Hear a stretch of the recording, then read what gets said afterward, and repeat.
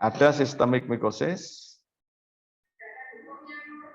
Kalau tadi kita sudah ada yang superficial, kemudian ada mikos, kemudian ada kutaneus, di mana di kutaneus itu ciri-cirinya dia punya keratinase, sehingga dia akan bisa merusak jaringan keratin, jaringan tanduk.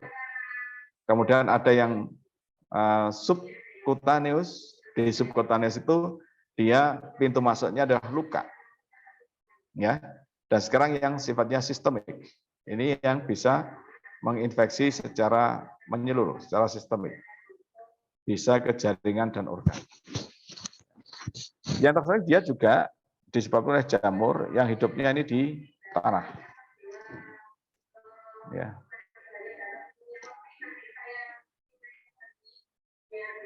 Nah,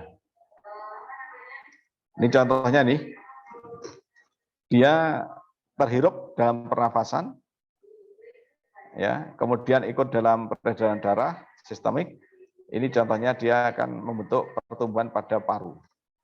Atau dia juga bisa lewat mukosa. Yang tersering disebabkan karena inhalasi, melalui inhalasi. Nah, oke. Sama. Kemudian ada yang terakhir yaitu opportunistic disease.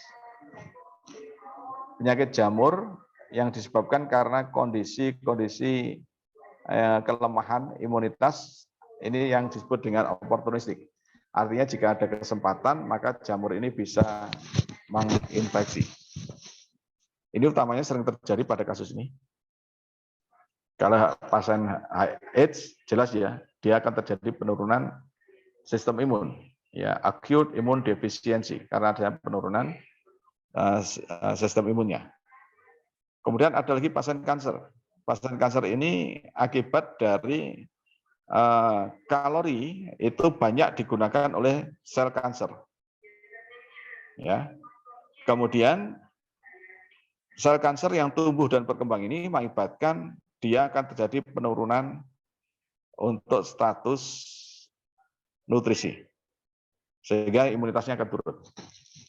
Yang kedua, individu yang mengalami terapi ini sedang menjalani spektrum luas.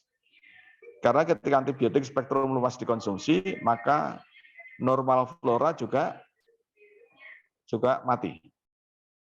Dengan normal flora mati ini, maka dia juga akan menurunkan sistem kekebalan tubuh akibat dari epitelnya terbuka dan juga absorpsi nutriennya yang terjadi penurunan. Kemudian pada neonatus, ya, bayi baru lahir dan juga pada orang tua, ini status imun yang belum optimal. Ya. Kemudian pada diabetes, ini sangat sistemik, ya, kompleks ini.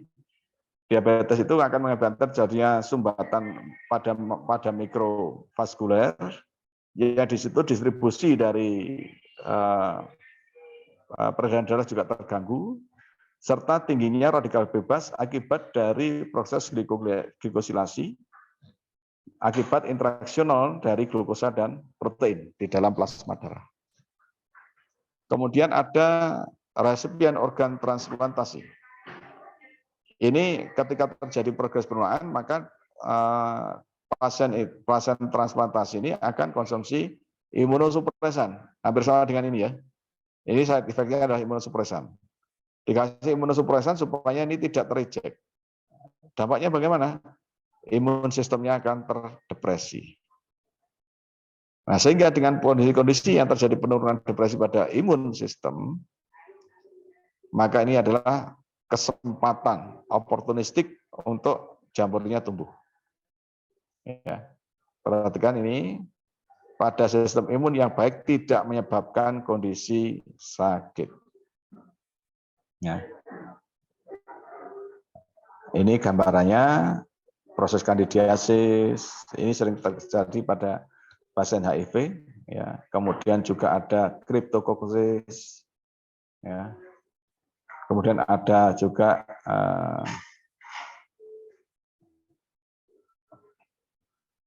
penyakit-penyakit keterkaitan dengan jamur yang di situ terjadinya penurunan imunitas.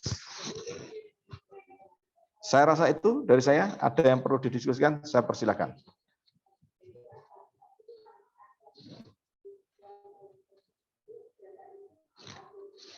Monggo, ada yang perlu didiskusikan untuk jamur?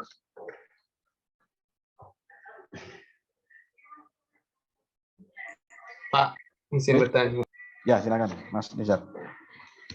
Itu pernah dibilangi pas saat keringetan tidak boleh membasuh muka, itu kena ke atas, itu apa termasuk jamur, Pak? Membasuh muka pada saat keringetan. Iya, Pak. Yang jelas, progres berkeringat itu adalah untuk mekanisme mempertahankan supaya suhu permukaan itu tetap dingin.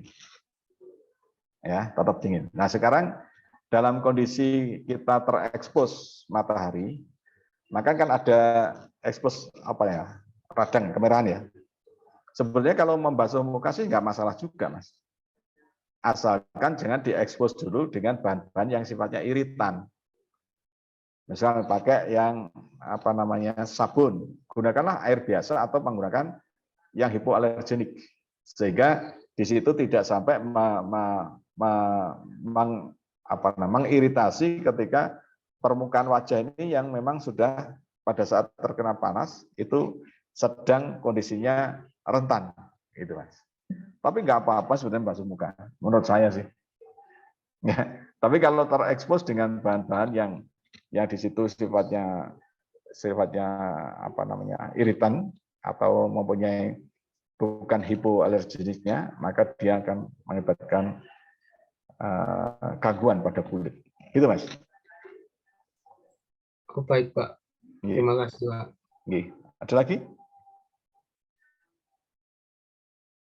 Prinsip jamur, ya, ketika dia menempel di dalam kulit kita itu sebenarnya sudah ada mekanisme, di mana jaringan keratin atau sering kita sebut dengan dagi itu setiap hari pasti akan lepas. Ya, pasti akan lepas. Kenapa lepas? Karena dia tidak tervaskularisasi dan mudah mati. Tapi dengan syarat lebih efektif lagi jika dibersihkan dengan menggunakan emulgator, yaitu sabun. Mandilah pakai sabun. Sabun ini fungsinya adalah untuk emulgator, untuk mencegah jangan sampai ada perlengketan bakteri atau mikroba atau jamur pada permukaan kulit. Ya, sehingga sebenarnya cuci tangan pakai sabun yang tidak mengandung antiseptik itu adalah untuk flushing, untuk membersihkan, supaya tidak ada perlengketan dan kolonisasi. Tapi kalau saudara tidak mandi atau tidak pakai sabun, maka resiko jamur tumbuh akan sangat tinggi. Ya, karena sekarang musim hujan, wah sudah kehujanan Pak, nggak apa-apa, nggak usah mandi, kode gondrong. Ya. Bakteri jamur akan tumbuh di situ, karena akan tetap tumbuh. Ketika dia sudah menempel, lingkungannya memungkinkan untuk tumbuh, dia akan tumbuh, yaitu pada jamur yang sifatnya di superficial. Oke, ada pertanyaan sampai sini?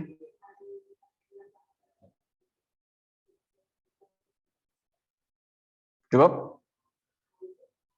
Cukup. Demikian tadi dari saya. Mohon maaf jika ada kekurangan. Dan saya akhiri. Wassalamualaikum warahmatullahi wabarakatuh. Waalaikumsalam. Terima kasih, Pak. Izin dulu. Aduh,